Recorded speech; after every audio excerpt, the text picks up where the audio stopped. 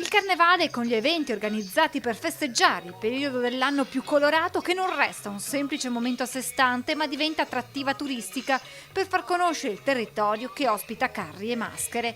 Un'idea nata dalla collaborazione tra Regione Veneto e l'Associazione Carnevali di Marca. Creare un vero e proprio pacchetto turistico sul territorio come un punto di attrazione, di attrattività dei turisti e quindi non solo per i cittadini locali che possono appunto godersi con la propria famiglia il carnevale, ma per far sì che questo diventi un vero e proprio prodotto turistico. Un po' quello che in modo più articolato già succede a Venezia. È bello pensare che anche nella Marca trevigiana ci siano un insieme di manifestazioni legate al carnevale che possono attirare i turisti i quali vengono nel territorio, guardano il carnevale quindi magari assieme alla propria famiglia e poi rimangono nel territorio trevigiano. Al turista che ad esempio decide di seguire la sfilata dei carri allegorici a Conegliano verrà messo a disposizione un itinerario già tracciato per scoprire le bellezze culturali, naturalistiche ed enogastronomiche di quel territorio. È già costruito un pacchetto turistico, ovviamente è stato fatto assieme a delle persone competenti, quindi alle agenzie di viaggio, che abbinano diciamo, al carnevale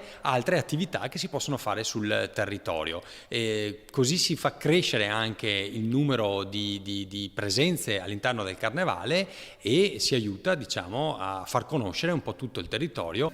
E a proposito della sfilata dei carri di carnevale di Conegliano, le telecamere di Antenna 3 martedì saranno nella città del Cima per seguire in diretta a partire dalle 14:45 la manifestazione tra le vie della città.